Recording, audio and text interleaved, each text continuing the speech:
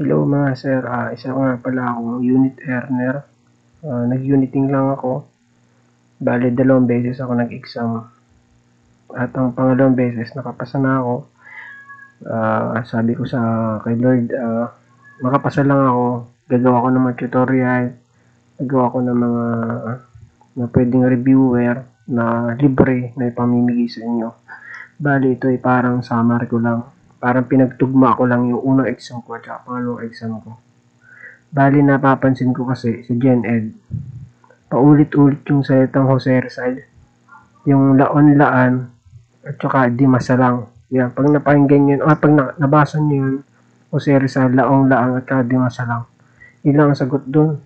Laong-laan at saka di masalang. Lagi yan. 2 beses yan na lumabas nung unang exam ko. Lumabas yan. Tapos pangalawang exam ko, lumabas din yan si Jose Rizal. Tapos, mag-aral din kayo ng El Filibusterismo tsaka No Limitang Here. Doon lang naglaro yung Gen Ed namin dati. Tapos konting math lang. Math na ang sagot ay 50. Ang tanong doon ay yung car.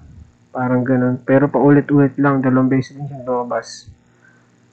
Yung Homer, kung natatandaan nyo, baka nabasa nyo na sa reviewer nyo to. Homer. Yan lang naman ay first mythical geographer. 2 beses din yan na lumabas. Nung una exam ko, tsaka pangalawang exam ko, lumabas din. Tsaka sigurado ako nitong susunod na exam nila, lumabas pa rin yan. Dahil may posibilidad na lumabas. Kasi lumabas siya ng una at lumabas din ng pangalawa. Yung Skype, yan. Natatanda ko din yan, lumabas na rin yan ng una at lumabas din ng pangalawa. Tapos may kasama pa yan, CPU. Alam niyo naman siguro yung CPU. May sagot na CPU. Aralin nyo na lang tungkol sa computer. Tapos Narciso Claveria. Yan, Spanish surname. Lumabas din yung Spanish surname. Tsaka, ano pa ngayon? Yung tobacco. Mayroong tobacco eh. Hanapin nyo na lang yung tobacco. Lumabas din yun. Tapos surface tension. Yan, paper clip. Lumabas yan. 2 beses yan lumabas. Unang exam, tsaka pangalawang exam. Lumabas yan, surface tension. Tapos ito, lagi naman din lumalabas, ours. Yan, sentence. Yan na rin pong sentence na yan. My sister and I met. Lagi lumalabas yan. Noong unang exam ko, lumabas yan. Pangalawang exam ko, lumabas pa rin. Tingin ko sa susunod na exam, lalabas pa rin yung ours na yun.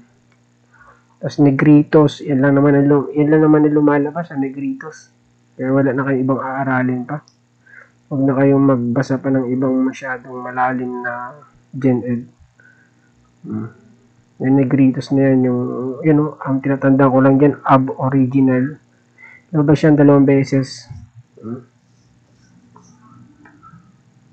Tsaka, aralin nyo rin yung mayroon akong natatandaan pa. Aralin nyo din yung tungkol kay yung Bangladesh baga. Tsaka Bienvenido Santos. Yan, lumabas yung 2 na yan. Tapos yung pagputok ng pinatubo, 2 beses yan. Una exam ko, tapos pangalawang exam ko. Lumabas din yun, yung pinatubo na yun. Ano pa yung natatandaan ko? Yung Haiko. Yan, lumabas din yung Haiko na yun. Tapos Cilia yung hair-like structure. Lumabas din yun. Bale, summary lang itong sinasabi ko sa inyo. Mag-upload pa ako ng susunod yung matatandaan ko pang mga exam. Yung naaalala ko pa na exam. Sasabihin ko pa sa inyo ulit. Para hindi na kayo maligaw sa pagre-review. Iba kasi daming pinagre-review pa. Mas lalong nawawala.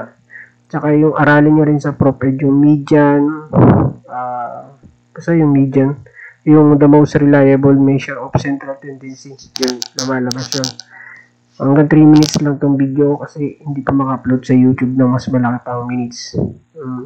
Comment kayo ng email address nyo kung gusto nyo pasahan ko kayo ng reviewer. Libre lang, libre. Sige po.